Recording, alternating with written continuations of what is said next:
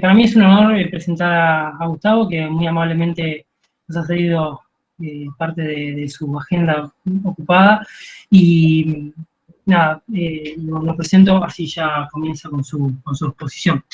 Bueno, Gustavo Esteban Romero es astrofísico, licenciado y doctorado en física por la Universidad Nacional de La Plata.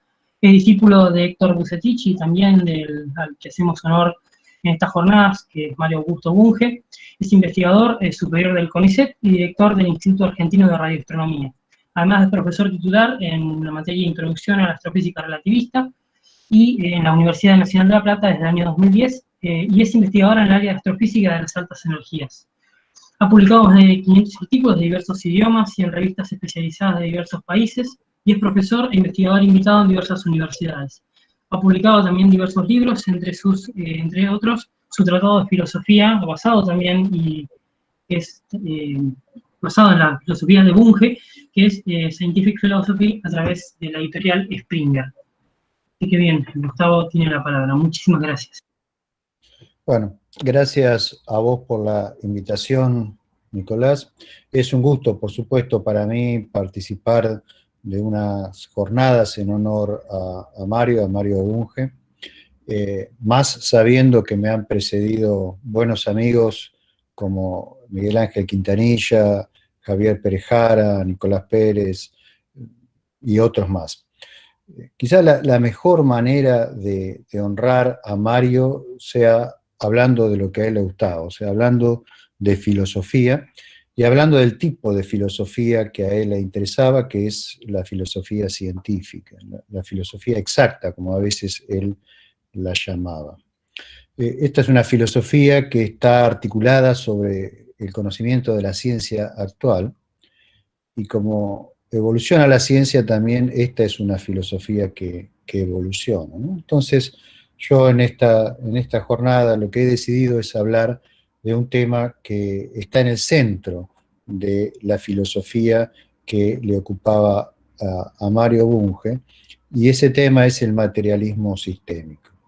Lo que voy a tratar de hacer es presentar las ideas básicas del materialismo sistémico.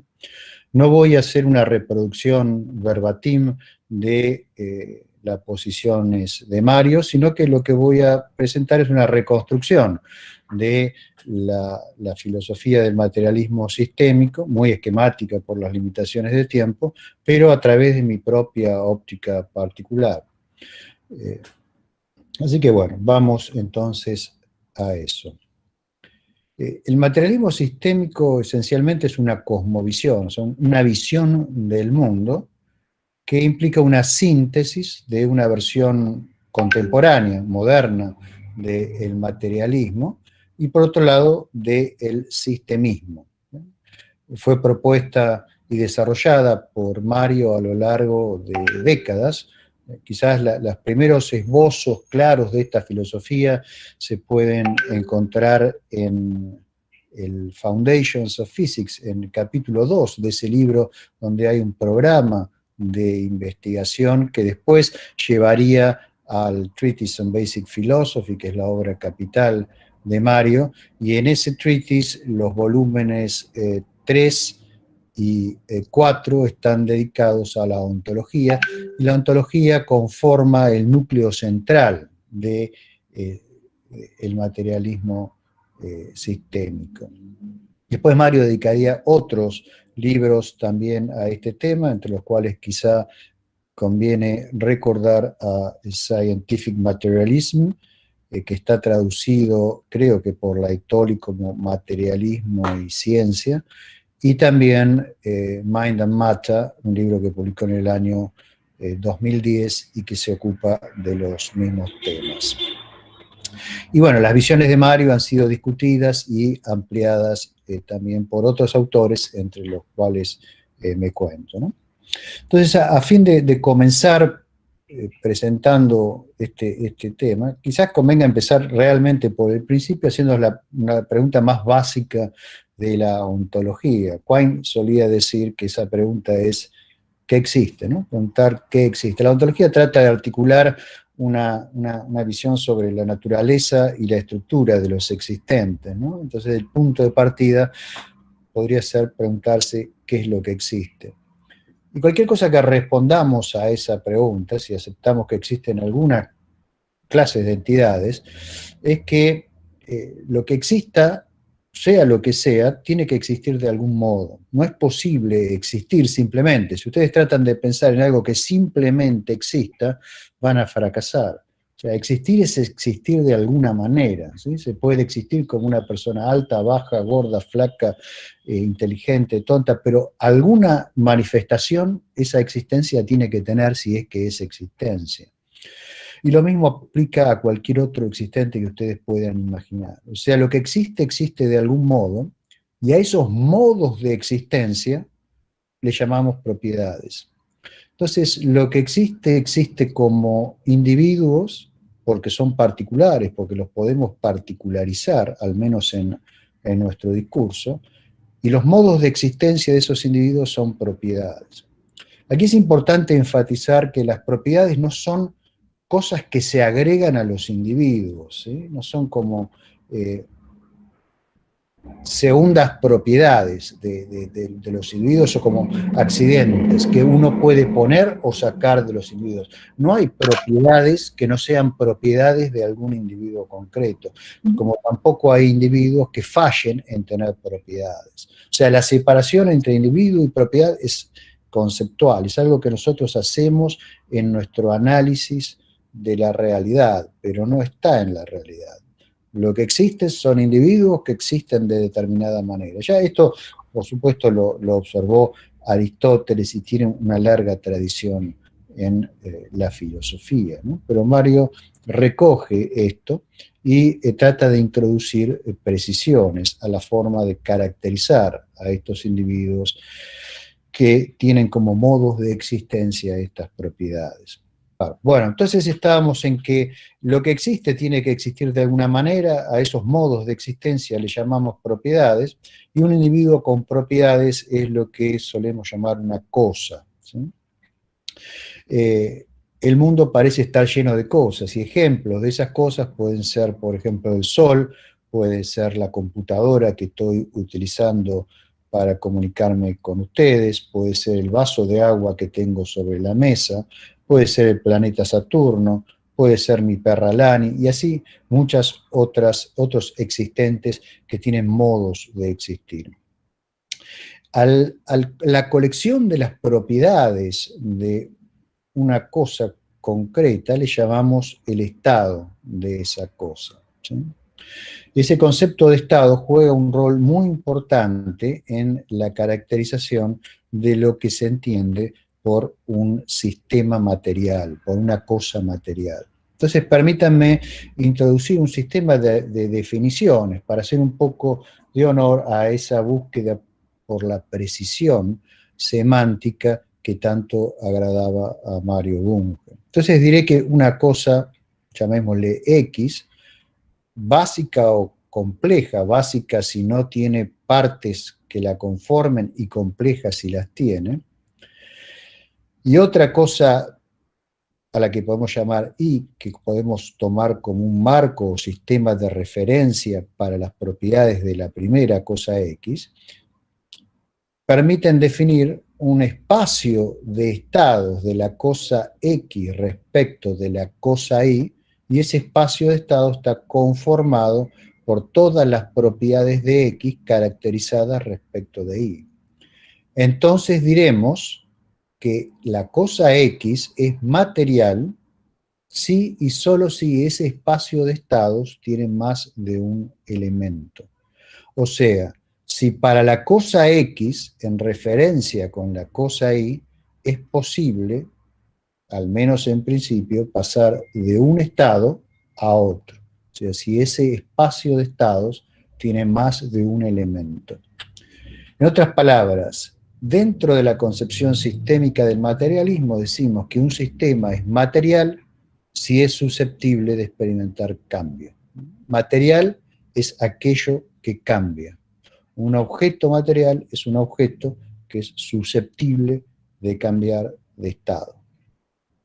Por ejemplo, todas las cosas que mencioné cuando di ejemplos de qué es lo que entendemos por una cosa, eran ejemplos de sistemas materiales en esta definición, porque tienen accesibles más de un estado. El Sol puede sufrir, por ejemplo, una fulguración solar, un flare solar, y cambiar de estado. El campo magnético del Sol se puede invertir y puede pasar a un nuevo estado. Nosotros mismos permanentemente estamos cambiando de estado, como podemos apreciar en los dolores que experimentamos, los cambios de nuestra predisposición, nuestros estados de ánimo y un largo etcétera. Y así, bueno, podemos hacer un análisis de los otros ejemplos que mencioné y rápidamente nos damos cuenta que todos ellos tienen en común un espacio de estados que tiene un número de estados mayor que 2, de hecho muchísimo mayor que 2. Mario Bunge ofrece una definición alternativa de sistema material que es más simple, a primera vista es más atractiva, que es la siguiente.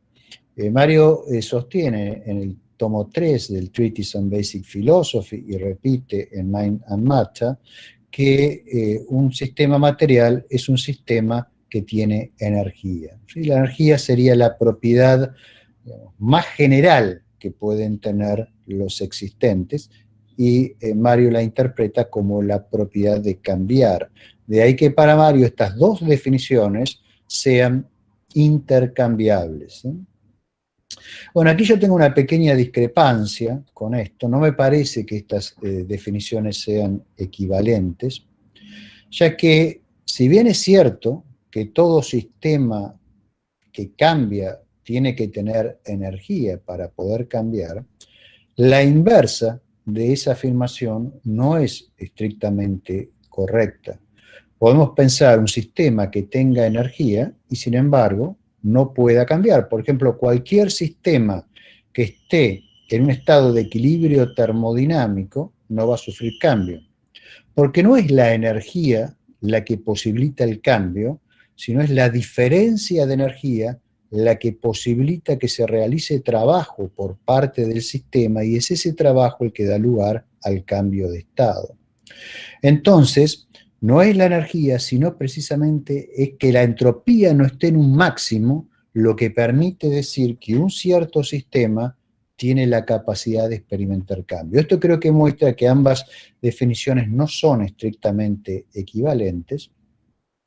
No es la energía total lo que importa para el cambio, sino la diferencia de energía entre partes diferentes del mismo sistema, lo que hace que el cambio sea posible. Ambas definiciones coinciden en el caso de sistemas simples que no tienen componentes, porque para esos sistemas la entropía simplemente no se puede definir. La entropía es una propiedad de sistemas complejos. Pero la equivalencia de estas dos definiciones no es universal y por eso yo prefiero atenerme a la primera, o sea, prefiero decir que un sistema material es aquel que puede cambiar y por tanto tiene un espacio de estados que tiene al menos más de un elemento, o sea, da lugar a la posibilidad del cambio. Muy bien. Ahora estamos en condiciones de introducir otro concepto que es extremadamente importante para un sistema que se precia de materialista y que es el concepto de materia. Entonces, podemos definir la materia de una forma muy sencilla. La materia sería simplemente la clase de todos los sistemas materiales. O sea, el conjunto de todos los X, tales que X es material, donde X es material, satisface la definición que acabo de dar un momento antes. Fíjense que esta definición nos está mostrando que la materia es un concepto, porque una clase, o sea, un conjunto con una cláusula que debe satisfacerse, es un concepto, ¿sí? Es algo que nosotros abstraemos por algún mecanismo de abstracción a partir de objetos concretos, pero en sí mismo la materia no es concreta, la materia es una idealización, una ficción que nosotros utilizamos para describir una clase de existentes o de objetos que postulamos son existentes. Entonces no es una especie de pasta o de stuff, como se dice en inglés, del cual están formadas las cosas, ¿no es cierto? Una especie como de fluido que formaría a los existentes materiales. No, no, lo que es una abstracción que nosotros hacemos a la hora de analizar el mundo y separar a los objetos a los cuales nos referimos entre materiales, o sea, aquellos que son abstraídos de sistemas concretos, sistemas materiales, de otras clases de objetos, como por ejemplo pueden ser las ficciones. Y ahora quizás conviene introducir otra definición que está íntimamente relacionada, pero que es diferente, que es la de objeto real. O sea, ¿cuándo decimos que un objeto X es real? Bueno, la idea aquí, expresada en lenguaje coloquial, es que un objeto es real si puede interactuar con otros objetos o si partes de ese mismo objeto pueden interactuar entre sí. Donde interactuar significa inducir cambios. He escrito en la definición 4, que espero que estén viendo, de una forma un poquito más formal, pero esencialmente la idea es esta. Un objeto es real si es susceptible de interactuar con otros objetos. Si no hay forma en la cual yo pueda interactuar con un objeto, no digo que ese objeto no puedo decir que ese objeto es real. Donde cuando dije yo puedo interactuar, estoy usando, digamos, una figura del lenguaje, ¿no es cierto? En la física moderna, los seres humanos no interactúan directamente con multitudes de objetos que aceptamos que son reales, pero bueno, hay cadenas de interacción que nos permiten inferir que somos capaces de modificar los estados de esos sistemas, ya sean quarks, por ejemplo, de los cuales no podemos tener una experiencia directa, o otras cosas extremadamente alejadas al sentido común y la experiencia cotidiana que aparecen en la ciencia moderna. En forma similar a cómo definimos la materia, podemos definir la realidad. O sea, la realidad sería simplemente la clase de todos los objetos reales, o el conjunto de todos los objetos que satisfacen una cláusula de realidad. Nuevamente, la realidad no es real, ¿sí? La realidad es un concepto y ella misma no es real. Entonces, en este punto, habiendo introducido nuestra definición de material y nuestra definición de real, podemos postular lo que es el axioma básico de cualquier forma de materialismo, ¿sí? Ese axioma, que le llamo postulado 1 del materialismo, ¿no? Es simplemente la afirmación de que solo los objetos materiales son reales. Fíjense que esto es un postulado, o sea, no es una definición, como en los casos anteriores, y que el postulado sea válido o no, va a depender de, primero, que sea coherente de un punto de vista semántico, pero con las definiciones que he dado, ustedes fácilmente van a poder mostrar que es semánticamente coherente, y en segundo lugar, el postulado va a ser válido si puede sostenerse frente a la experiencia, ¿sí? Este es uno de los postulados básicos, el primero, de todas las formas de materialismo. En lo que sigue voy a tratar de introducir otros postulados que van a ir afinando nuestra concepción del materialismo para ir desde el materialismo extremadamente general, que lo satisfacen, digamos, familias de teorías materialistas, hasta llegar al materialismo sistémico. O sea, voy a tratar de ser yo mismo sistemático en mi formulación de esta visión del mundo. Ahora, fíjense que el concepto esencial para introducir a un objeto material fue el concepto de cambio, ¿no? Ahora, el cambio nos muestra esto la experiencia, y de aquí que este materialismo aspire a ser científico, porque esta experiencia no es una experiencia simplemente basada en el contacto del sentido común con el entorno, sino que es una experiencia que nos provee la ciencia. La ciencia nos muestra que el cambio, lejos de ser arbitrario, el cambio sigue patrones, ¿sí? Patrones regulares.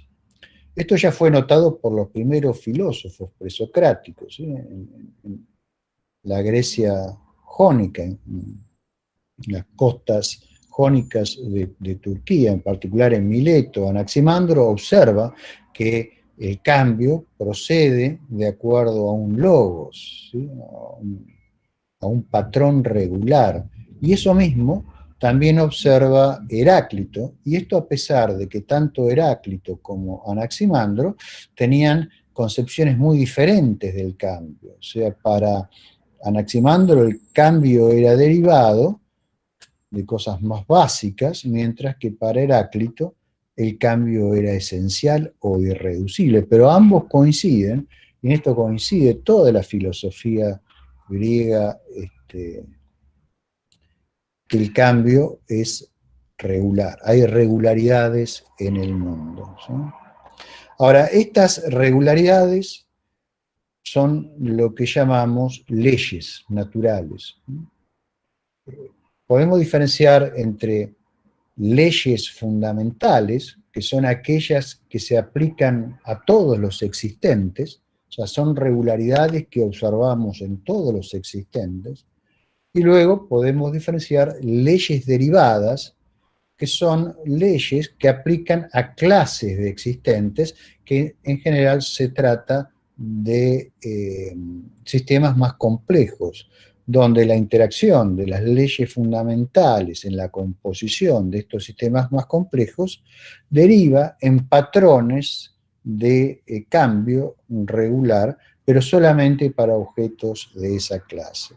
Ejemplos de leyes fundamentales, o por lo menos que pensamos en este momento del desarrollo de la ciencia, que son leyes fundamentales, son, por ejemplo, las leyes del espacio-tiempo, las ecuaciones que están representadas por las ecuaciones de Einstein, por ejemplo, o las leyes que gobiernan las teorías más elementales de los campos que pensamos que pueblan el espacio-tiempo, que están descritas por lo que se conoce como el modelo estándar de la teoría de campos. Esos son ejemplos, junto con las leyes de la conservación de la energía, la ley de la conservación del momento, de leyes que aplican esencialmente a cualquier clase de sistemas. No hay sistemas que violen la conservación de la energía ni la conservación del momento, entre otras cosas, ¿no es cierto? En cuanto a las leyes derivadas, aplican solamente a clases de existentes. Por ejemplo, la ley de la evolución aplica solamente a especies biológicas.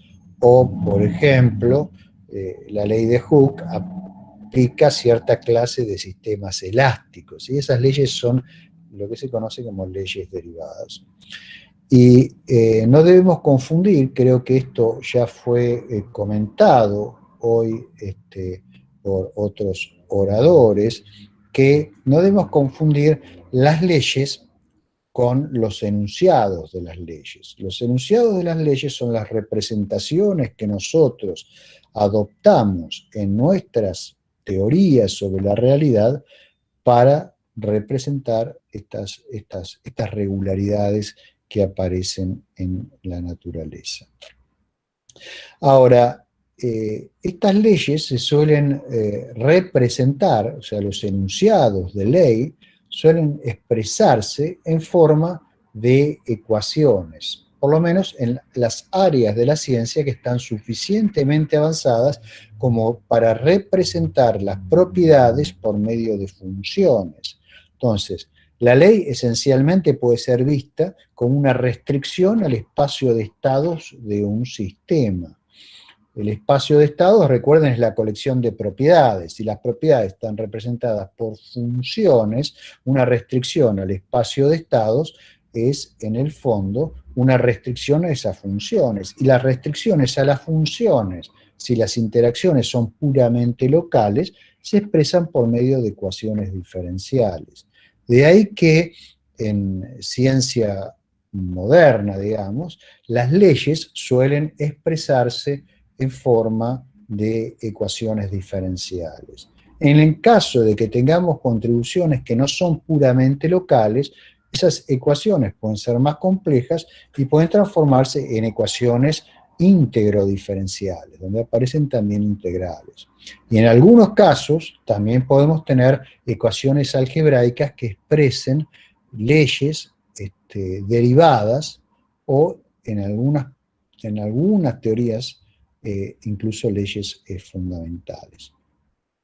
Pero no debemos confundir las matemáticas que utilizamos para representar las leyes con las leyes mismas. O sea, las matemáticas dan formulaciones sofisticadas de enunciados de ley, pero no son las leyes. De ahí que nosotros, cuando aprendemos más de la realidad y aprendemos más de estas regularidades, modificamos nuestros enunciados de ley y podemos presentar representaciones más precisas, como por ejemplo, cuando reemplazamos las ecuaciones diferenciales que representan la segunda ley del Newton, o las leyes de la gravitación de Newton, por las leyes de la dinámica relativista o por las ecuaciones de Einstein, ¿sí? Y el día de mañana las ecuaciones de Einstein probablemente sean reemplazadas por ecuaciones que puedan describir regularidades que no pueden ser tenidas en cuenta por esa representación particular. Pero eso es porque nuestro conocimiento de las regularidades va aumentando y entonces debemos adaptar nuestros enunciados nomológicos, nuestros enunciados de ley a las nuevas situaciones. De ahí la dinámica del progreso científico, entre otras cuestiones. Insisto, por mis limitaciones de tiempo, tengo que introducir un montón de simplificaciones en esta exposición. Estoy sintetizando básicamente una charla de unos cuantos minutos, material que ocupa buena parte de la bibliografía de Mario Bunge, buena parte de mi propia bibliografía, e incluso es el núcleo central de un libro que estamos a punto de sacar con Lino Camprubí y con Javier Pérez Jara sobre materialismo contemporáneo. Entonces ustedes, espero, me permitan ciertas licencias a la hora de expresarme.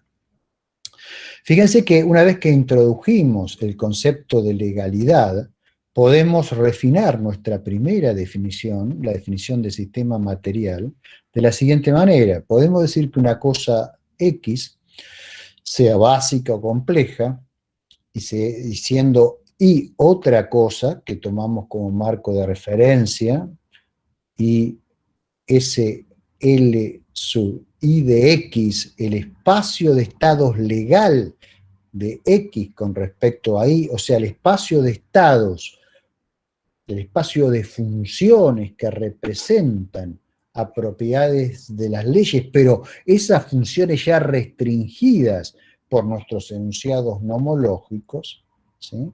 Entonces diremos que un sistema es material si y solo si ese espacio de estados restringido legalmente contiene más de un elemento. Esta definición modificada tiene inmediatamente la consecuencia de que las cosas materiales solo cambian legalmente, ¿sí? Y eso es una parte esencial del materialismo sistémico. El cambio no es arbitrario, el cambio es legal, como pensaba Anaximandro y como pensaba Heráclito, ¿sí? Y ahí es inmediato deducir un teorema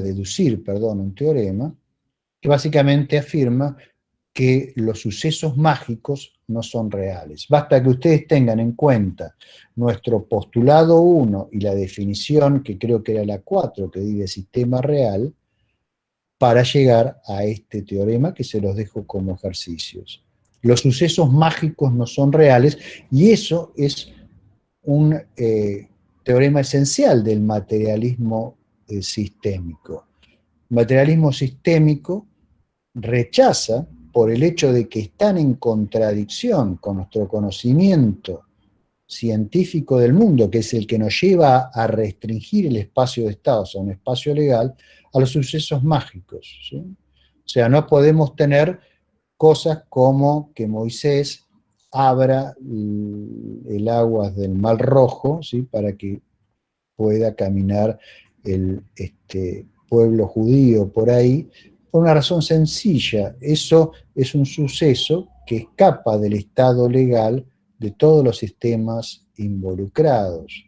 De la misma manera, cosas como espíritus, fantasmas, dioses y otras cosas similares que ustedes fácilmente pueden imaginar quedan excluidos por no ser legales.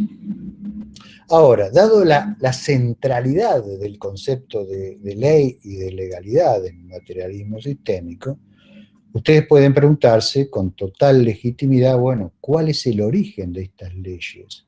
¿Por qué los espacios de estado de las cosas concretas tienen restricciones?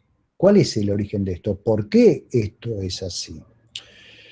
Curiosamente, esta es una pregunta que Mario Bunge no se hace en el Treatise on Basic Philosophy, pero creo que es una pregunta que amerita ser respuesta y hay, como ustedes saben, una vasta literatura dentro de la filosofía orientada científicamente apuntando a responder esta pregunta.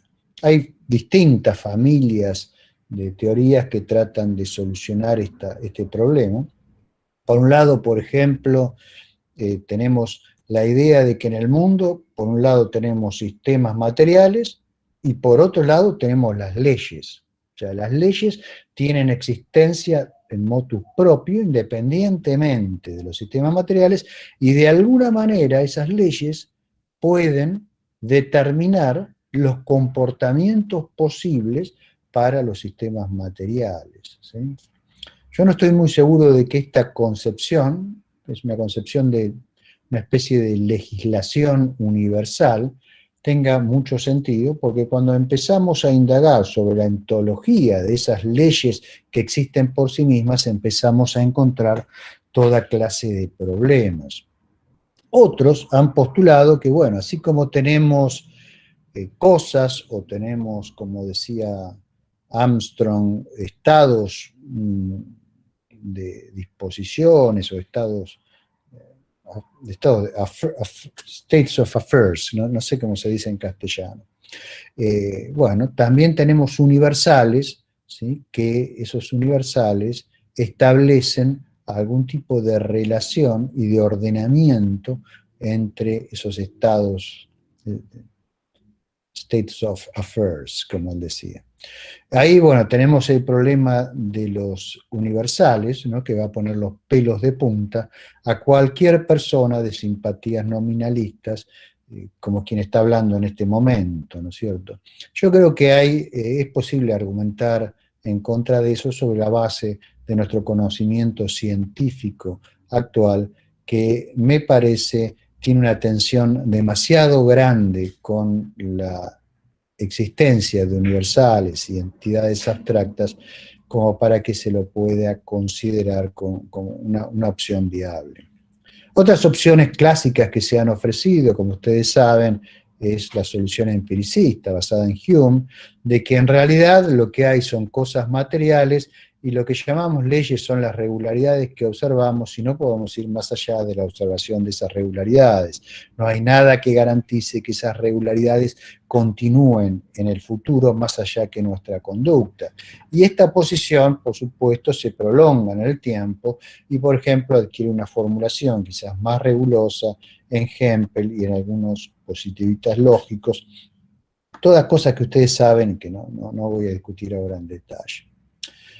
Y también, por supuesto, tenemos una posición neokantiana, ¿no? En el sentido de que las leyes no están ahí afuera en la naturaleza, sino que es la forma que nuestro aparato cognitivo impone a la observación que nosotros hacemos de la naturaleza para hacerla inteligible a nuestro sistema gnoseológico, ¿no? Bueno, yo confieso mi escepticismo respecto a todas estas posiciones y voy a presentar cuál es mi visión, ¿sí? Esto es algo en lo cual estoy trabajando, una formulación rigurosa de esto que muy brevemente voy a contar, en trabajos que están en progreso. Alguna parte de ello va a aparecer en el libro que estamos editando de materialismo contemporáneo, en el capítulo que lleva el mismo nombre que esta charla, y con un poco de suerte en alguna serie de artículos complementarios que espero en algún momento poder escribir en el transcurso de este año 2021. Para poder entender mi idea, déjeme introducir el concepto de poder, que es algo que no está en la literatura de Bunge, pero que quizás pueden encontrar en algún autor hacia el cual Bunge tenía cierta simpatía, como Ron Arré, ¿sí? Que en 1970 publicó un artículo bastante poco leído que se llama Powers, ¿sí? Poderes. Entonces la idea es que un poder es una configuración activa de propiedades y condiciones de contorno en un objeto material, ¿sí? O sea, ¿qué quiere decir esto? Quiere decir que la conjunción de ciertas propiedades en un sistema y ciertas condiciones ambientales genera una disposición. Una disposición es una situación en la cual, ante ciertas condiciones específicas, las propiedades pueden desencadenar en otros sistemas o en el propio sistema al que pertenecen una serie de cambios, ¿sí? De ahí que surja la palabra poder, o sea, esa disposición tiene el poder activo de desencadenar un proceso, o sea, una sucesión de cambios, ¿sí? Entonces, fíjense que es muy diferente un poder de simplemente la posesión de una propiedad, ¿sí? Por ahí una propiedad puede ser una propiedad latente, pero si nunca encuentra las condiciones ambientales para generar ciertos cambios, no lo va a hacer, ¿sí? Entonces el concepto de poder requiere de esa conjunción con propiedades específicas para lograr una disposición que puede lograr ser actualizada. Entonces, ¿cuál es la propuesta sobre el origen de las leyes naturales que yo quiero realizar? E insisto que es una propuesta porque, como toda propuesta de un sistema que pretende ser de filosofía científica, debe ser ratificada o refutada por confrontación con la experiencia, no de forma directa, pero sí a través de la evaluación de instancias que se apliquen en las distintas ciencias particulares. La propuesta es sencilla y es la siguiente. Primero, el lenguaje coloquial. Si algo ha de restringir las propiedades de los sistemas materiales, y lo único que hay en el mundo, de acuerdo a la tesis materialista, son sistemas materiales, es obvio que lo único que va a poder permitir llegar a esas restricciones es la acción de otros sistemas materiales. Entonces, aquí la propuesta. La legalidad es, en el mundo, es el resultado del mutuo equilibrio de todos los poderes existentes, de todos los poderes del universo, ¿sí? Entonces, del equilibrio de todos esos poderes, equilibrio al cual se tiene que haber llegado, digamos, en etapas muy iniciales del comienzo de la actual fase de evolución del universo, ese equilibrio es lo que nosotros lo que da lugar a las regularidades y es lo que nosotros llamamos las restricciones al espacio de estados de los sistemas. O sea, la carga del electrón no puede valer algo distinto de lo que vale porque entraría en conflicto con otros poderes de otros sistemas físicos que hacen que la configuración de equilibrio sea aquella que enfrentamos en el mundo. ¿Cómo se puede poner esto a prueba? Inmediatamente me preguntaría cualquiera de ustedes. Bueno, yo puedo imaginar algunas situaciones, porque si la legalidad, las leyes surgen del equilibrio de los poderes, a medida que el universo, que es una entidad dinámica, evoluciona, esos equilibrios van a ir cambiando y es de esperar que entonces las leyes naturales se vayan modificando. Mirando atrás la historia del universo tal como nos la cuenta la cosmología contemporánea, podemos ver cosas extremadamente sugerentes a favor de esta propuesta. Por ejemplo, si ustedes miran la ley básica por antonomasia, que es la ley de la gravitación, que básicamente la describimos en ciencia moderna a través de las ecuaciones de Einstein, ¿sí? Entonces, si miramos cómo se expandía el universo, si miramos la historia de la expansión del universo y vemos cómo es la interacción gravitacional de las componentes materiales del universo, vamos a ver que hasta una cierta edad del universo que corresponde a lo que los astrónomos llaman un corrimiento al rojo del orden de 2, que debe ser más o menos digamos, el estado del universo hace unos pocos billones, en como lo usan la palabra los ingleses, y nosotros digamos miles de millones de años, 2 o 3 mil millones de años, corrimiento al rojo del orden de 2. A partir de ahí, el universo, que hasta entonces tenía una expansión que esencialmente era desacelerada porque la fuerza efectiva gravitacional era atractiva, pasa a tener una expansión acelerada. O sea, hay un cambio de fase en la evolución del universo. Y eso se debe a que la ley de la gravitación resultó ser más compleja y había un término que era completamente irrelevante frente a todos los demás hasta que se alcanzó cierta escala espacial que le permite a ese término empezar a jugar un papel dinámico mucho más importante, y eso hace que la gravitación pase de ser esencialmente atractiva a ciertas escalas ser repulsiva, y eso da lugar a un universo no solo que se expande, sino que se acelera en su expansión. Eso muestra que las leyes naturales, como las concebíamos, la representación de estas leyes era defectuosa, y la evolución del universo pone de manifiesto equilibrios que antes no estaban, ¿sí? Porque hay cosas que no se manifestaban en ciertas situaciones. Bueno, me parece que esto apoya fuertemente esta propuesta, pero uno puede imaginar en el universo temprano distintas formas de seguir poniendo a prueba esto, y por supuesto, como esto es trabajo en progreso, work in progress, como dicen en inglés, la mayor parte de estas aplicaciones están por ser hechas. Esto es una invitación a cualquiera de ustedes que quiera trabajar en este tema. Bueno, me he estado desplayando un poco sobre el materialismo moderno, pero quisiera decir también algunas palabras sobre la otra componente del materialismo sistémico, que es el sistemismo. Para poder caracterizar el sistemismo, permítanme empezar caracterizando qué es un sistema. Les voy a decir que un sistema esencialmente es un objeto complejo, o sea, un objeto que está formado por otros objetos, tiene componentes, tiene partes, ¿sí?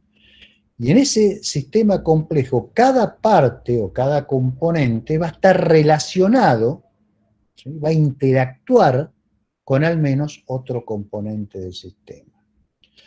Un montón de componentes que no interactúan entre sí no forman un sistema, forman un aglomerado, ¿sí?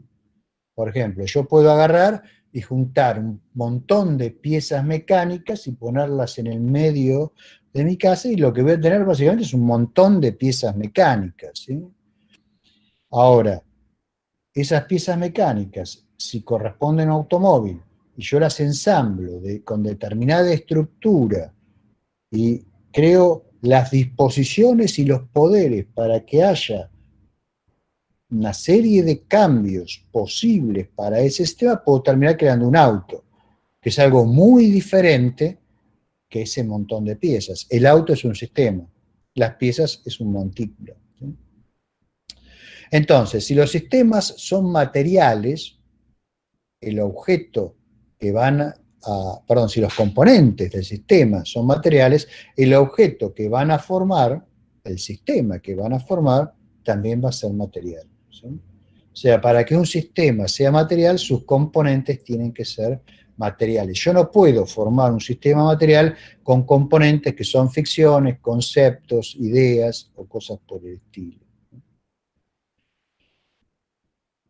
Ahora, sí puedo tener sistemas que sean puramente formales, sistemas donde todas las componentes sean conceptos. Esos sistemas van a ser sistemas conceptuales, y usamos muchos de esos sistemas conceptuales en nuestra representación del mundo, teorías, modelos y muchas otras cosas.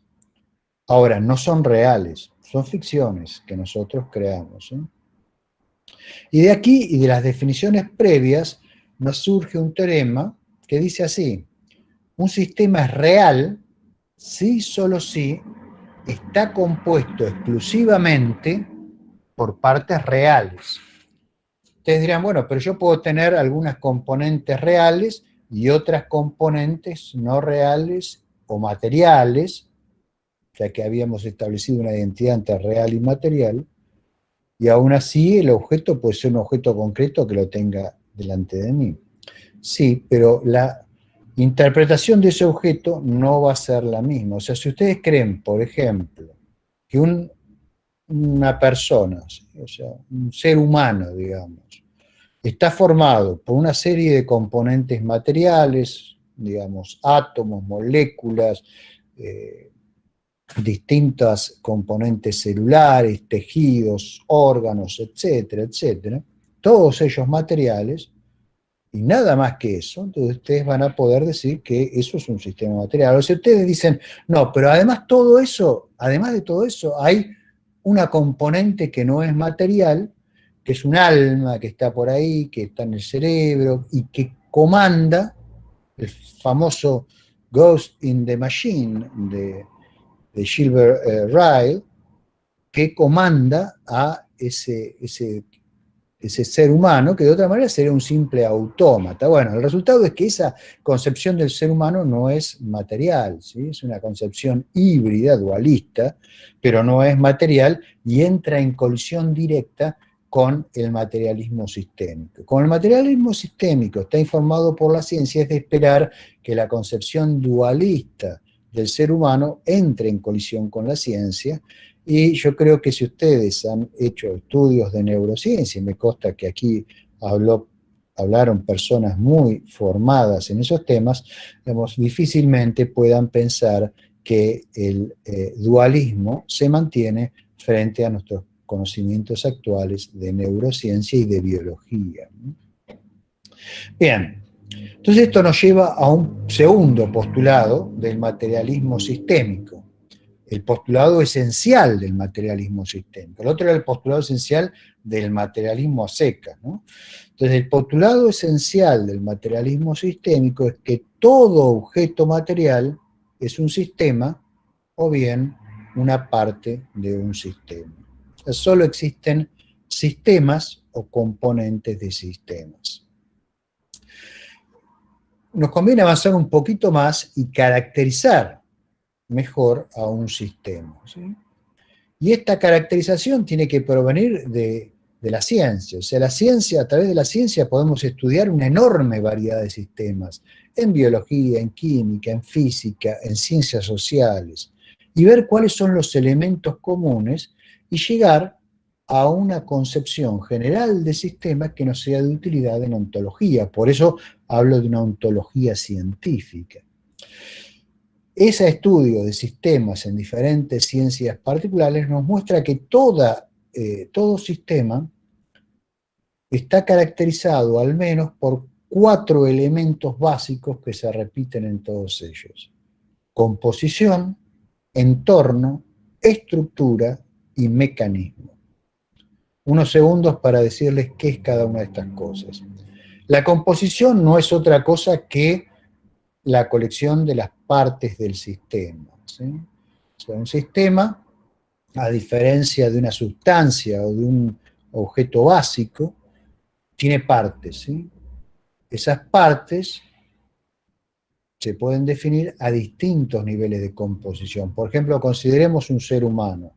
Podemos analizar su composición a nivel molecular, ¿sí? Va a ser una composición formada por moléculas y algunas de ellas extremadamente complejas. O podemos analizar su composición a nivel atómico, ¿sí? Entonces va a estar formado por ciertos átomos, o a nivel subatómico, por ciertas partículas más elementales, o a un nivel totalmente básico, va a estar formado por ciertos campos cuánticos, o a un nivel más elevado podemos afirmar que va a estar conformado ese ser humano por una cierta estructura celular, o podemos ir aún más arriba por una serie de subsistemas orgánicos. Y así, bueno, podemos hacer análisis a distintos niveles de composición. O sea, la composición no es absoluta, sino es referida a un nivel de análisis. Luego, todo sistema tiene un entorno, que es la colección de cosas con las cuales interactúa el sistema. Piensen en ustedes mismos. Seguramente interactúan con un montón de cosas, por más ermitaños que sean. Por ejemplo, con la atmósfera terrestre, porque están permanentemente respirando. También es probable que coman, que beban, que tengan interacción con otros seres humanos, si son personas sociables. En este momento están teniendo interacción conmigo, ¿sí? Mediada a través de este streaming que está ocurriendo, pero siguen teniendo un ambiente que es muy rico, sobre el cual ustedes influyen y que a su vez influye sobre ustedes y que les da ese carácter de materialidad que ustedes tienen. Luego tenemos la estructura, ¿sí? Y esto es lo que los fisicalistas a veces se pierden, es la colección de relaciones internas entre los componentes de los sistemas, ¿sí? Así como también con objetos externos al sistema. Cuando consideramos todas las interacciones, vínculos, bonds en inglés, con otras partes del sistema, hablamos de la endoestructura del sistema, y cuando vamos a objetos externos, hablamos de la exoestructura. La estructura total es la unión de ambos, ¿no? Solo las sustancias, los existentes simples que no tienen componentes carecen de estructura, y ellos son partes de sistemas y no sistemas en sí mismos, ¿no? En forma similar, hay un sistema que tiene un entorno, que es el entorno vacío, ¿sí? Que es el universo. Si consideramos el universo como el sistema que engloba todos los demás sistemas, es obvio que afuera no va a haber otro sistema con el cual el universo pueda interactuar. Entonces, en el caso del universo, hablamos de un sistema con entorno nulo. Ahora ustedes dirán, bueno, ¿pero qué pasa si hay otro universo con el cual este universo interactúa de alguna manera? Ustedes saben que en cosmología hay teorías de universos interactuantes, universos que tienen distintas fases, etc. Bueno, perfecto, pero si interactúa con nuestro universo, en realidad es que ese universo y nuestro universo son dos formas un poco bizarras de hablar de subsistemas de un sistema más grande, ¿sí? Si quieren, llámenle el superuniverso o el multiuniverso o el multiverso, que es como se utiliza el término actualmente en cosmología contemporánea, con esa tendencia que solemos tener los cosmólogos y los astrofísicos a hablar extremadamente mal. Finalmente, el otro elemento importante para la caracterización del sistema es la presencia de mecanismos. O sea, un sistema puede cumplir ciertas funciones, o sea, tiene funcionalidades porque ocurren procesos en él. Esos procesos, que son cadenas de cambio, configuran lo que llamamos el mecanismo que hace que el sistema se comporte como se comporta y no de otra manera. Si hay sistemas que se comportan de diferente manera, están sufriendo procesos internos que son distintos, o sea, en ellos operan diferentes mecanismos. Ustedes piensan diferente que yo porque en sus cerebros ocurren procesos que son diferentes de los procesos que ocurren en mi cerebro. Bueno, y formalmente eso se puede caracterizar como esa cuadrupleta de colecciones de funciones que están ahí, pero no voy a entrar en las partes más técnicas. Entonces, en la ontología que he estado esbozando hasta ahora, podemos diferenciar los objetos, o sea, cualquier individuo al cual me puedo referir en mi discurso, en dos grandes clases. Las cosas, que son los particulares concretos, o sea, materiales, y los conceptos, que son ficciones.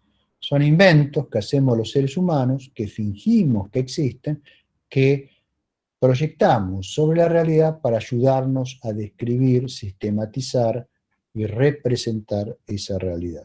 Las ficciones pueden ser muy sofisticadas, pueden ser formales o informales, ¿sí? En las informales siempre voy a tener una enorme carga de vaguedad porque la caracterización es muy loose, es muy libre, digamos. Mientras que en los sistemas formales tenemos requisitos de autoconsistencia que nos permiten hacer diversos testeos que nos permiten establecer que esos sistemas son estructuras cerradas, ¿sí? Bajo operaciones de deducción que están bien caracterizadas. Y luego, en cuanto a las cosas concretas, las podemos dividir en las cosas básicas, que son lo que yo llamo sustancias. Mario no usa esa palabra, pero yo creo que está bien utilizarla, porque después, cuando uno trata el problema del monismo, creo que eso ayuda a resolver algunas cosas que en la ontología de Mario quedaron no bien cerradas. Y luego tenemos las cosas complejas, que son lo que llamamos sistemas. Entonces, todas estas cosas, tanto sustancias como sistemas, forman lo que es material, o sea, real.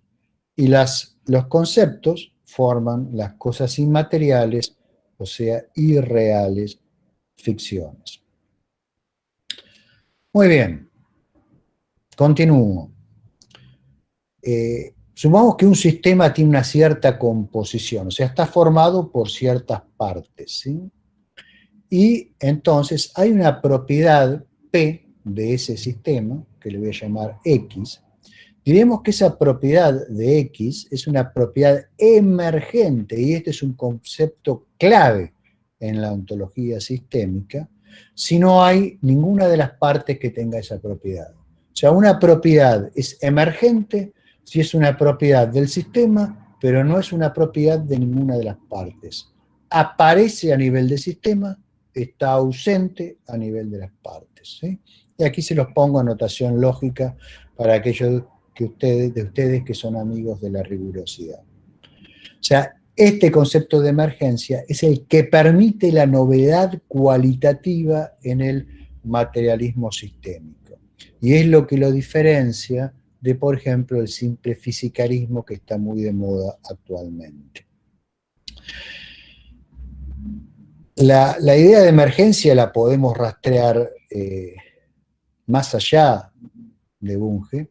Por ejemplo, Roy Wood Sellars desarrolló un naturalismo emergente con una caracterización de propiedad emergente que tiene ciertas similitudes con esto, ¿no? E incluso si uno es un interesado en la historia de la filosofía, ya en la escuela Milesia, en su teoría de la sustancia generadora, puede encontrar claramente la idea de emergencia. La emergencia no debe ser confundida con un concepto muy de moda entre los filósofos, que es la superveniencia en castellano, supervenience en inglés. Yo soy un poco escéptico de las modas en la filosofía. La filosofía académica, incluso la filosofía analítica moderna, incluso la que está informada por la ciencia, a veces sufre los embates de las modas. Yo creo que un científico y un filósofo serio debe resistir eso, ¿no? No debe caer en escribir para complacer los prejuicios lingüísticos de ciertos filósofos, pero bueno, la realidad es que hoy si ustedes leen cualquier paper, cualquier artículo escrito en inglés sobre estos temas, va a aparecer la palabra supervenience. Y muchas veces se confunde qué significa esa palabra. Es una relación más débil que la relación de emergencia del materialismo sistémico, porque básicamente la superveniencia es la dependencia de un conjunto de propiedades sobre otros. Por ejemplo, las funciones mentales que yo tengo o que pude tener en algún momento más lúcido de mi vida son supervinientes de procesos químicos, biológicos, físicos que ocurren en mi organismo y en particular en mi sistema nervioso central. Ahora, fíjense que el concepto de supervivencia no implica que haya novedad cualitativa. ¿Por qué? Porque, por ejemplo, hay ciertas propiedades que, si bien es cierto que yo suprimo la base material el pensamiento va a desaparecer, digamos, la supervivencia no diferencia entre el pensamiento y otras cosas como la masa del cerebro, la energía que tiene asociados todos esos sistemas y muchas otras propiedades que son heredadas, ¿sí? Entonces no diferencia entre emergencia y propiedades heredadas. Aquí, en cambio, el concepto de emergencia es más restrictivo porque requiere, además de la supervivencia, la aparición de novedad cualitativa. Y esto es importante porque es lo que evita que el materialismo sistémico, a diferencia de, por ejemplo, el materialismo australiano, colapse en fisicalismo. Para ver por qué no colapsa en el fisicalismo, permítanme mostrar un simple gráfico. Entonces, les estaba diciendo, pensemos que tenemos, por simplicidad, ¿no?, 4 sistemas, cada uno de ellos con una propiedad. X1 tiene la propiedad P1, X2 la propiedad P2, X3 la P3, X4 la P4, ¿sí? Entonces, el fisicalista va a decir que aquí yo no puedo asignar en forma legítima a estos 4 objetos una propiedad nueva o emergente, P, porque simplemente no tengo a quién adjudicársela, porque X1 solo puede tener la propiedad X1 solo puede tener la propiedad P1, X2 solo la P2, X3 solo la P4, la P3 y X4 solo la P4. Entonces, ¿a quién le asigno la propiedad P emergente? No hay nadie para quien asignarla. Entonces, es un argumento a favor del fisicalismo. Pero aquí están dejando de lado algo extremadamente importante, que es, a través de las propiedades P1, P2, P3 y P4, X1, X2, X3 y X4 pueden empezar a interactuar entre ellos y producir cambios y por lo tanto desarrollar mecanismos que dan lugar a una entidad que tiene características que no tenían ni X1, ni X2, ni X3, ni X4, ni siquiera el conjunto o la colección de esos objetos. Entonces es a ese sistema formado por esas interacciones, que es muy diferente que la mera aglomeración de los otros individuos, al cual le asignamos la propiedad P emergente. La propiedad P emergente no es una propiedad de X1, X2, X3 y X4, es una propiedad del sistema formado por todos ellos, sus interacciones y las interacciones con el medio. Entonces, para el fisicalista, P emergente es una propiedad por cortesía, porque es simplemente el nombre que le damos a una configuración particularmente compleja de P1, P2, P3 y P4, mientras que para el materialismo sistémico, la propiedad emergente es una propiedad correctamente asignada a una entidad de nivel superior que tiene una composición, un entorno, un mecanismo y me estoy perdiendo una de las componentes que ahora no me viene a la memoria, pero haciendo trampa puedo identificarla por aquí. A ver. Una estructura, ¿sí?, que es la que se establece entre todos esos links. Entonces creo que esto muestra claramente por qué el materialismo sistémico no colapsa en un mero fisicalismo, como puede sucederle a otras formas de materialismo. Y fíjense que esto básicamente es como proceden los científicos. O sea, ningún biólogo va a pensar que una célula es simplemente una acumulación de moléculas, ¿sí?, o que las propiedades de las células son simplemente una forma de llamar a las propiedades de las moléculas. O lo mismo las propiedades de los átomos o las propiedades de los quarks. Las propiedades de los quarks no tienen absolutamente nada que ver con las propiedades de la célula. Ahora, por supuesto, las propiedades de los quarks entran en un montón de relaciones, generan sistemas que son los nucleones, y esos nucleones juegan una relación importante en un montón de relaciones que da lugar a otros sistemas que son los átomos, que a su vez se asocian entre sí para formar moléculas, y de la interacción de esas moléculas recién llegamos a algo que puede ser similar a una célula, ¿sí? Entonces, es mucho más profundo y explicativo de cómo son las cosas y da esperanza poder investigar, o sea, fomenta la investigación de la naturaleza, la concepción sistémica, y esa es una de las grandes virtudes que hay que pedirle a una teoría ontológica. Me apuro un poco. Permítanme seguir introduciendo postulados importantes del materialismo sistémico.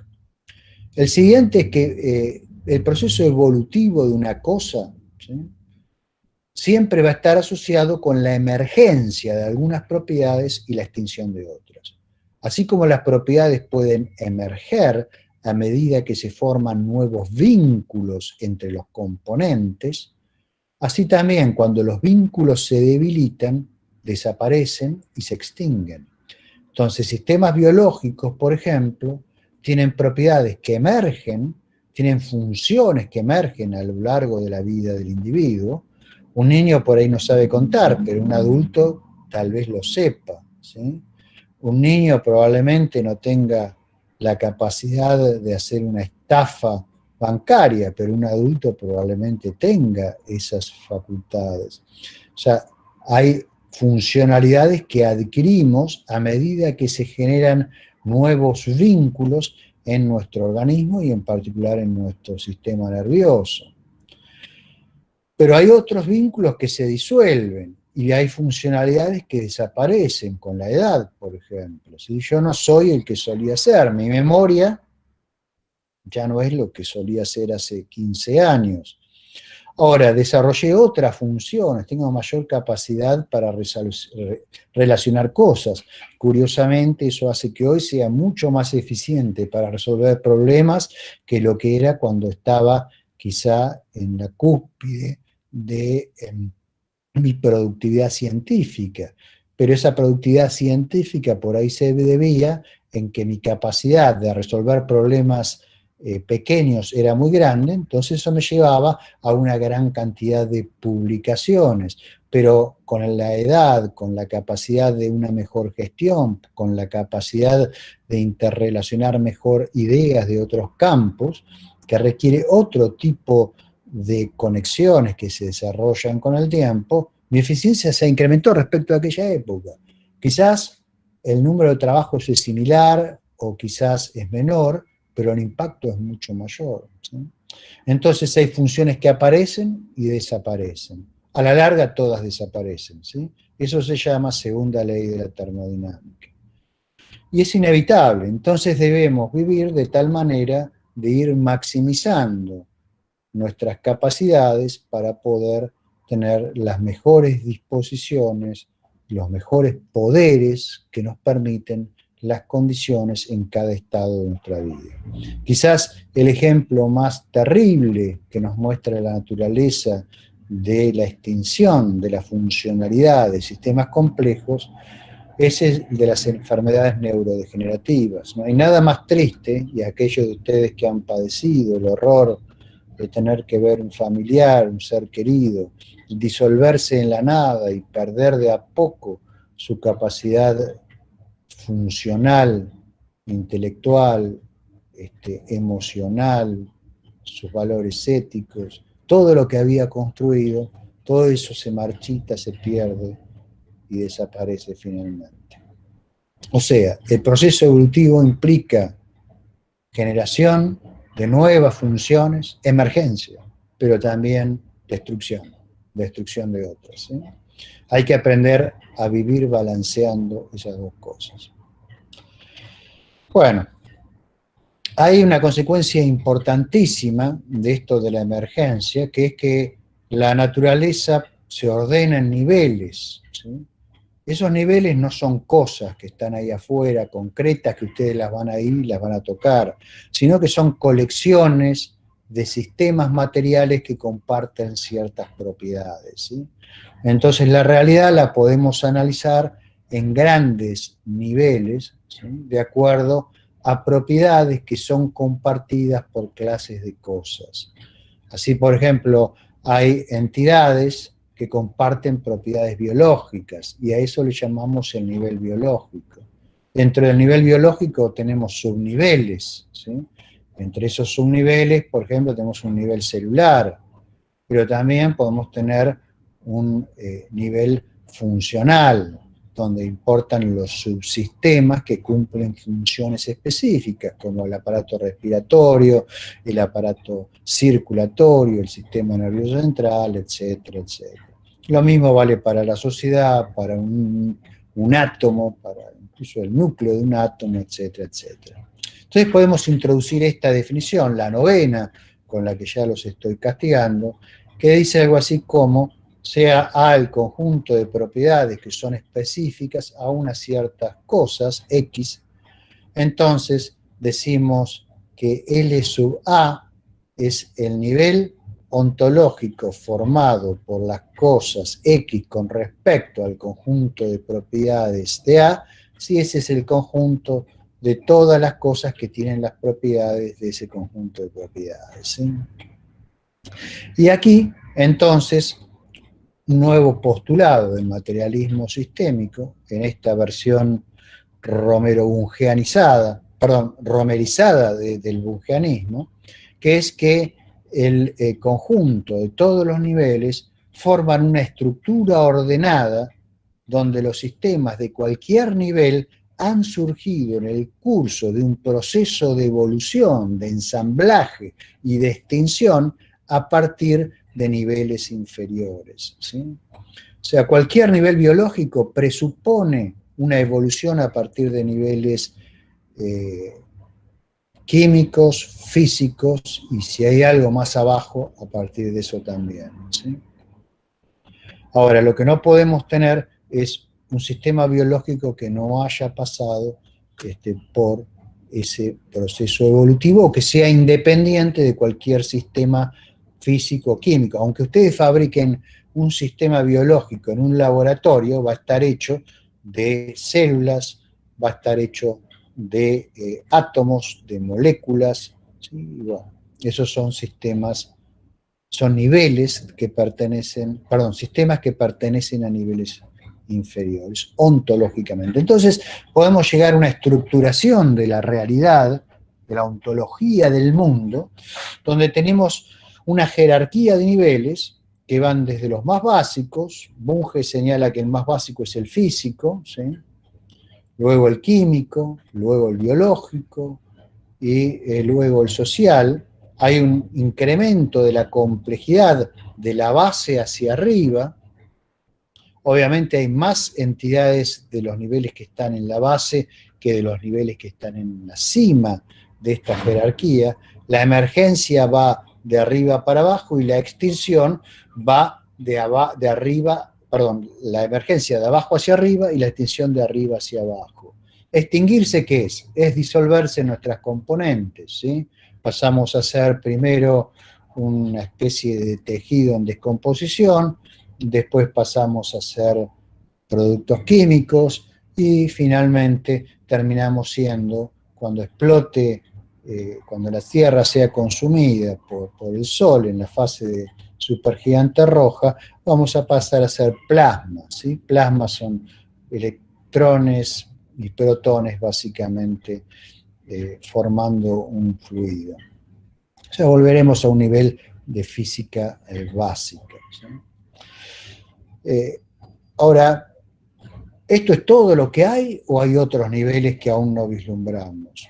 Bueno, tentativamente Bunge a veces menciona un nivel tecnológico, yo creo que está en lo correcto. La evolución social va a terminar produciendo un nivel tecnológico, incluso es posible que ese nivel tecnológico produzca entidades completamente autónomas, ¿sí? El rover Perseverance, que está actualmente en Marte, tiene un nivel de autonomía que es mayor que la de muchos seres humanos que yo conozco. Así que creo que es perfectamente concebible un nivel tecnológico con derecho propio de entrar en esta jerarquía de niveles ontológicos, y quién sabe si el día de mañana esto pueda evolucionar a partir de la inteligencia artificial hacia entidades conscientes no biológicas. Mario se oponía fuertemente a esto, tiene un famoso trabajo escrito en 1956, Do Computers Think?, que es un trabajo digno de leer. De hecho, en mi curso de filosofía científica yo lo tengo como lectura obligatoria, pero en mi opinión, Mario no pudo vislumbrar los actuales avances en inteligencia artificial, en deep learning, en neural networks y en otras cosas que no hacen descabellado pensar que en un futuro, y por eso está el signo ahí de interrogación, pueda ser posible inteligencia artificial que pueda calificar bajo lo que hoy nosotros denominamos como personas. Y ahí tendrán derecho a su propio nivel ontológico en la cima de esta evolución. Más de uno de ustedes estará pensando, por supuesto, en HAL 9000 y en 2001 Odisea del Espacio. Bueno, y he especulado yo también en algunos trabajos que se relacionan con teoría cuántica de la gravedad y ontología del espacio-tiempo al nivel de más alta resolución que podemos imaginar actualmente, sobre todo cuando tratamos este problema en conexión con el núcleo de los agujeros negros o con lo que indebidamente se llama el Big Bang, el comienzo de la fase de expansión cosmológica del universo actual, donde quizás sea concebible un nivel más básico que el físico, del cual emerja todo lo que hoy consideramos como físico, tanto el espacio-tiempo como todos los campos cuánticos. Esto es un tema infinito, por supuesto que amerita un curso en sí mismo, y ya estoy abusando de vuestra paciencia, por lo cual quisiera ir cerrando, tratando un tema en el cual también yo difiero de Mario, que es el siguiente. ¿Es el materialismo sistémico una metafísica monista? En varias partes, incluyendo su hermosísimo diccionario de filosofía, que es uno de mis libros de cabecera, Mario señala que el materialismo es una metafísica monista. Monista significa que admite una única sustancia, ¿sí? Bueno, yo creo que ese no es el caso. La ciencia moderna nos informa que ese no es el caso, sino que, digamos, concebimos la materia como una clase de sustancias materiales. Entonces, ¿cuántas sustancias materiales hay? No hay una. O sea, hay tantas como cosas básicas haya en el mundo. ¿Cuántas cosas básicas hay en el mundo? Bueno, eso nos lo tiene que responder la física, ¿no? Y lo que nos dice la física, digamos, o lo que nos decía hasta hace un tiempo, es bueno, que tenemos un montón de partículas elementales. Electrones, por ejemplo, los quarks, ¿sí? Tenemos unos cuantos quarks dentro del modelo estándar. Tenemos otros leptones más pesados, tenemos los neutrinos también dentro de los leptones. O sea, hay distintas familias de partículas elementales. Y de cada uno de estos sistemas básicos hay miríadas. ¿Cuántos átomos hay con cuántos electrones hay en el universo? ¿Sí? Ahora, es un poco extraño pensar que cada uno de esos electrones, que son particulares, son sustancias en sí mismas, son una especie de mónadas, como pensaba Leibniz, ¿sí?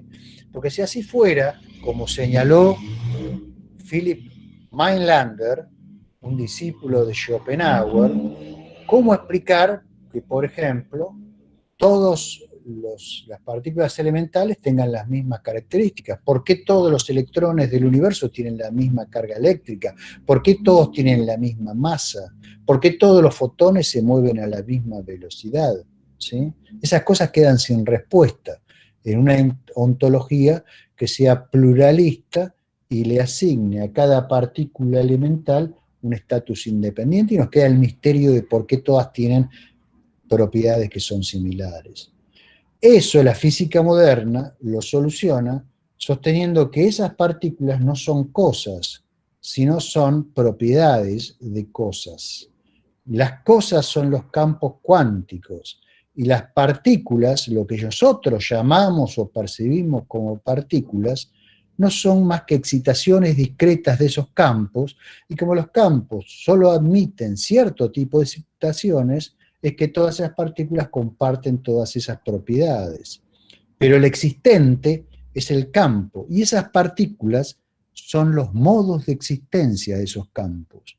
Entonces, según el modelo estándar, solo tenemos un puñado de campos cuánticos y el espacio-tiempo en el cual esos campos cuánticos se desenvuelven, interactúan entre sí y también interactúan con el espacio-tiempo, que resulta material, contrariamente a lo que Mario escribió en muchos de sus libros, pero que hacia el final de su vida fue una visión que empezó a rectificar, sobre todo en un artículo que escribió en Foundations of Science en el año 2018, ¿sí? O sea, 2 años antes de fallecer, donde se replanteó algunas cuestiones relativas a la materialidad del espacio-tiempo. No tuvo la oportunidad de repensar algunos aspectos defectuosos, en mi opinión, de ese artículo, que yo señalé un artículo complementario que se publicó junto con ese y que Mario conoció y llegamos a debatir, pero lamentablemente no llegamos a un común acuerdo debido lamentablemente al fallecimiento de Mario, ¿no? O sea, él siguió trabajando y pensando estos temas hasta prácticamente los últimos días de su vida. Bueno, entonces la realidad hoy la vemos como un conjunto de campos que evolucionan e interactúan con el espacio-tiempo. El espacio-tiempo no es un campo más, como sostienen, por ejemplo, los cuerdistas y algunas personas que hoy día trabajan en algunas cuestiones de físico-matemática. O sea, el espacio-tiempo es una entidad diferente, sui generis, que se representa en parte por campos matemáticos, que no deben ser confundidos con los campos físicos. Pero si hemos de entender la realidad, más allá de esto que estoy contando, tenemos que avanzar en nuestro conocimiento de ciertos regímenes de espacio-tiempo que aún no entendemos claramente. En particular, si hay un régimen cuántico del espacio-tiempo, si el espacio-tiempo emerge de algo más básico. Al respecto, yo tengo algunas teorías postulando posibilidades, tanto desde el punto de vista físico como ontológico. Entonces, esto es una idea en la cual tanto los campos como el espacio-tiempo mismo surgen de un sustrato ontológico más básico, ¿sí? Y la otra posibilidad, que ha sido defendida también por varios filósofos contemporáneos de orientación científica, obviamente, es lo que se llama supersustantivalismo, ¿sí? Quizás el primer supersustantivalista fue el propio Einstein, ¿no? Y esta es la idea de explicar todos los campos en función del espacio-tiempo. Como el espacio-tiempo no es un campo al mismo nivel que los campos cuánticos, Einstein y otros después, Wheeler y algunos filósofos actuales como Schaffer, han postulado que acaso la entidad básica sea el espacio-tiempo y todo lo demás no sea más que ciertos arreglos en ciertas condiciones de espacio-tiempo. Por cierto, esta idea también está en Descartes, ¿sí? para los que les gusta la historia de la filosofía. Pero con nuestro conocimiento actual, lo único que podemos decir es que el mundo es una pluralidad de sustancias materiales. Y esto es lo que pensaban los filósofos presocráticos, los jónicos, que son los que yo tanto admiro, ¿no? O sea, esto es la teoría de la sustancia generadora tal como aparece en Anaxímenes o aparece en Anaximandro. Hay quizá una sustancia o un conjunto de sustancias que por mecanismos legales producen el resto de la pluralidad de elementos, de constituyentes que nosotros vemos en el mundo, ¿sí? Es una visión hermosa y sobre todo es una visión que está in the making, ¿sí? Todo esto es trabajo in progress, porque depende de lo que nos diga la ciencia. Necesitamos estar informados por la ciencia para saber cómo construir nuestra ontología, porque nuestra ontología es una ontología científica, no es un verso, no es algo que yo me senté en un sillón y empecé a especular y se pintó esto y lo largué acá como una chorrera de cosas. Yo me pasé 30 años de vida estudiando física y astrofísica y cosmología y estudiando filosofía para poder llegar a hacer una síntesis ontológica que tenga en cuenta y no entre en colisión con la ciencia. Y si entra en colisión, mejor, porque como en ciencia, esa es la oportunidad del progreso, de la dinámica. Y la ontología verdadera tiene una dinámica y esa dinámica tiene que ser fijada por la dinámica de la ciencia, ¿sí? Entonces, esto es lo más alejado que ustedes puedan concebir de una ontología forjada a través de una ideología en un sillón, pensando simplemente sobre lo que dijeron filósofos previos, como puede ser, por ejemplo, la ontología de Hegel o la ontología de Heidegger, que no tienen ningún contacto con la ciencia de su tiempo. Bueno, entonces, el materialismo sistémico es una forma de ontología científica en el sentido de que sus teorías están o aspiran a estar informadas por la mejor ciencia disponible en nuestro tiempo, ¿sí? Su valor puede ser probado y debe ser probado por su consistencia externa, por cuán consistente es con la ciencia de su tiempo, pero también por cuán fructíferas son estas teorías para generar nueva y mejor ciencia, una mejor comprensión del mundo, ¿sí? Y contrariamente a la filosofía dogmática, que yo considero pseudofilosofía, y que es mucho menos frecuente en la historia de la filosofía de lo que ustedes pueden pensar. La mayoría de los grandes filósofos, de los que han trascendido a la historia, han sido filósofos que han estado informados de la ciencia de su tiempo, o que crearon la ciencia de su tiempo, ¿sí? Los otros son la excepción. Lamentablemente son los que dominan quizás ciertos ámbitos académicos hoy en día, al menos en el mundo francoparlante e hispanoparlante, ¿sí? El materialismo científico, a diferencia de esas filosofías, no es inmune al progreso, ¿sí? Y eso es una bendición, porque permite el progreso. Bueno, con eso llego al final. Solo me queda agradecer, pedir disculpas porque me excedí brutalmente del tiempo que ya generosamente me había adjudicado Nicodipa, y si quedó alguien de aquel lado, por supuesto puedo responder preguntas. Una de las preguntas es, que es una pregunta, digamos, compuesta. ¿Cuál es la categoría que usted cree que es más general o básica? Si es el concepto de ser, por ejemplo, o el concepto de existencia. Si estos son los mismos o son distintos. Y relacionado a esto, si se puede decir que un concepto existe o solo existen los objetos materiales. Bien, sí, es una pregunta muy interesante. Creo que hay que empezar discutiendo qué es lo que entendemos por existencia. La expresión existencia es polisémica. Yo creo que el no darse cuenta de eso ha llevado a perder mucho tiempo en la historia de la filosofía. Hacia el final de su vida, Mario, que estaba muy preocupado porque estas diferencias quedaran claras, publicó uno de sus últimos artículos publicados en el Review of Metaphysics, que es una revista importante de filosofía metafísica, un artículo sobre el concepto de existencia. Igual esto él ya lo había tratado en otras publicaciones, pero a él le gustaba machacar, ¿no? Machacar porque a los filósofos no les entran las cosas porque en general como siguen modas, cuando aparece algo que no está de acuerdo con la moda, tienden a ignorarlo, ¿no? Y en ese sentido yo he adoptado la diferencia de Mario con algunas precisiones que aparece ahora, va a aparecer, veremos en este libro Contemporary Materialism, ¿no? Pero esencialmente yo creo que hay que diferenciar distintas acepciones que le damos a esa palabra.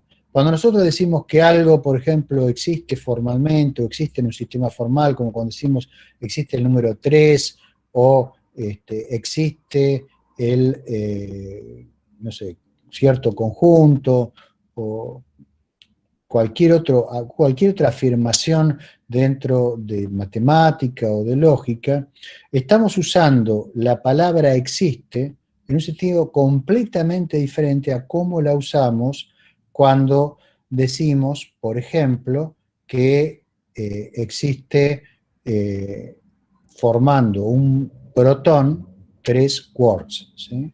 Y también eso es diferente de que cuando decimos que existe un caballero, ¿sí?, de la triste figura, que vivió en un lugar de la Mancha, del cual no me quiero acordar, pero que tenía por compañero a Sancho Panza, y todos vamos a estar de acuerdo en que todas esas cosas existen, pero existen en distintos sentidos, porque nadie va a pensar que Don Quijote existe de la misma forma que existe un quark, y nadie va a pensar que el número 3 existe de la misma forma que existe el Sol, ¿no?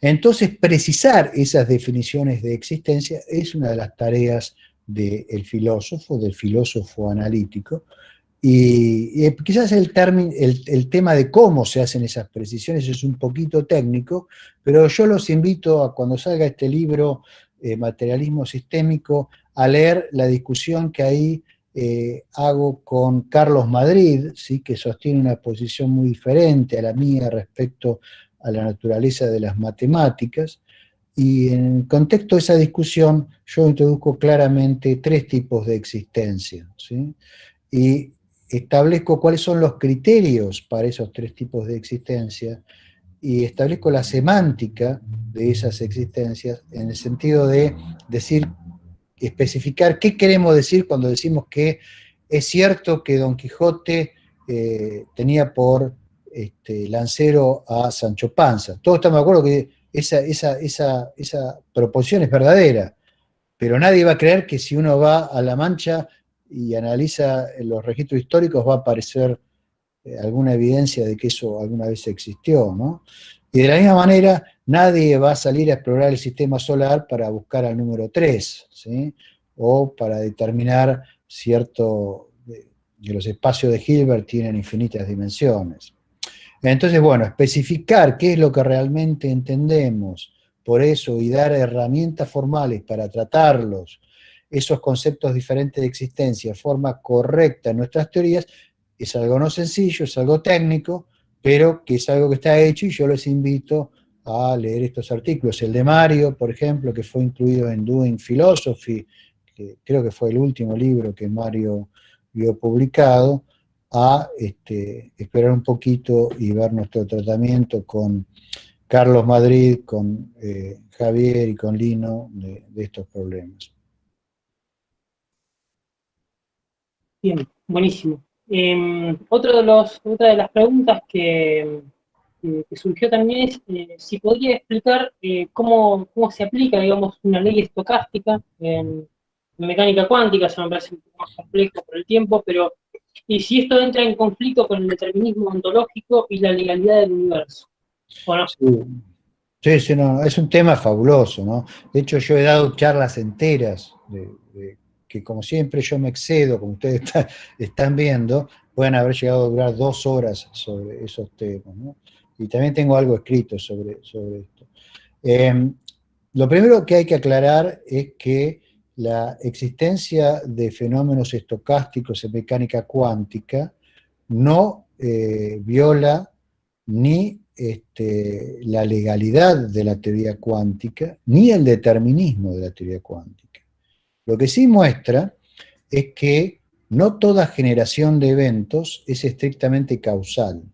La causalidad es una forma de generar eventos, pero no es la única, y eso lo aprendimos gracias a la teoría cuántica y al estudio de los fenómenos cuánticos en la naturaleza. Ahora, que haya fenómenos estocásticos no quiere decir que esos fenómenos estocásticos no sean legales, ¿sí? O sea, obedecen a leyes legales.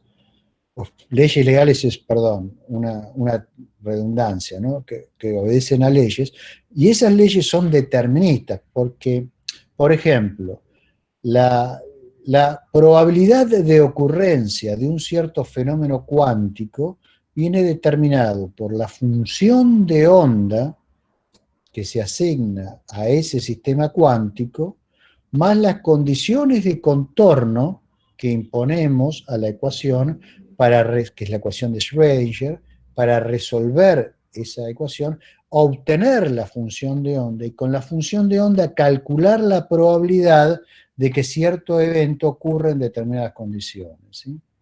Entonces, la ecuación que determina la evolución de la función de onda es una ecuación diferencial, de edades parciales, lineal, para la cual hay teorema de existencia y solución, de las soluciones. O sea que es perfectamente determinista. Entonces, determinamos siempre, en forma rigurosa, cuál es esa probabilidad. Ahora, esa probabilidad es intrínseca. No es una probabilidad derivada de nuestra ignorancia de nada. La naturaleza es probabilística. ¿Sí? Tenemos que estar dispuestos a aceptarlo. Pero es probabilística en una forma determinista, porque esas probabilidades las asigna de acuerdo a leyes que son deterministas. Entonces, la forma correcta de entender la mecánica cuántica es aceptar que es una teoría probabilística en forma intrínseca y que además es una teoría determinista. Y estas cosas no son contradictorias. Las contradicciones surgen cuando se tiene una concepción equivocada del determinismo, de la probabilidad. Por ejemplo, si se adopta una concepción puramente frecuentista de la probabilidad, lo que corresponde es una interpretación propensiva de la probabilidad y, bueno, y otras cosas que por ahí son demasiado técnicas para poder entrar en detalle aquí. A Leo le recomiendo ir a ver en YouTube mi discusión con Santiago Pérez Perliafa sobre los fundamentos de la mecánica cuántica. A la persona con un poco más de formación, ir a los capítulos correspondientes de Scientific Philosophy, mi libro, o del Foundations of Physics, que todavía en muchos aspectos es la referencia esencial, ¿sí? Bien, buenísimo. Otra de las preguntas en torno a la cuestión del materialismo sería si todo es material, como a veces trato de decir, los conceptos también lo serían y de qué modo podemos evitar que no lo sean. No, no todo es material. O sea, hay objetos conceptuales. Ahora, lo que es material es lo real. Lo que no hay son objetos inmateriales reales. Por eso, en un momento yo mostré un cuadro, que después si revén la charla en YouTube, les va a quedar más claro este punto. Yo dividía los objetos, o sea, aquello a lo cual nosotros nos podemos referir en nuestros discursos sobre el mundo, en materiales y a su vez conceptuales. Los materiales son reales de acuerdo al materialismo sistémico y se dividen en sustancias y en sistemas. Los que no son materiales, ¿sí?, son los conceptos. No son materiales porque no tienen posibilidad de cambiar, están fijos por el esquema conceptual que los creó y su existencia es ficcional. Fingimos que existen, pero no existen en el sentido que existen los objetos materiales porque no pueden interactuar con nada, ¿sí? No pueden cambiar de estado. Entonces, los incorporamos para describir el mundo, son una herramienta esencial de nuestra concepción y de nuestra matematización de nuestras ideas del mundo, pero no son parte del mundo porque el mundo es material. Perfecto, sí. Sí, a mí también me ha quedado claro eso en el cuadro. Bueno, una de las últimas preguntas, al menos, es una pregunta larga, digamos.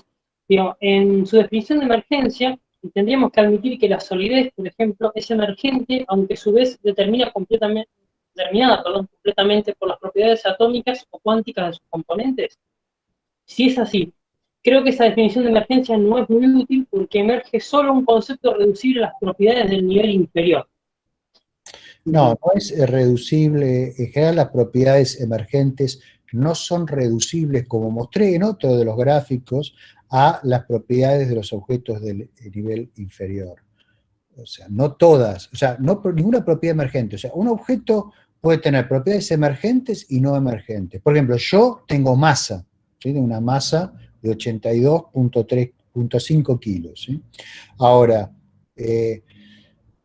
todas las partículas elementales, o la mayoría de las partículas elementales que me forman, también tienen masa. O sea, esa propiedad yo la heredo, ¿sí? De las partículas elementales que me forman y de las interacciones entre esas partículas que también producen inercia, que es lo que llamamos masa. Ahora, hay otras propiedades que no están en los componentes, porque yo pienso, pero un átomo que está en una muela mía no piensa. ¿Sí? Entonces, esa propiedad no se puede asignar a las propiedades de esos átomos.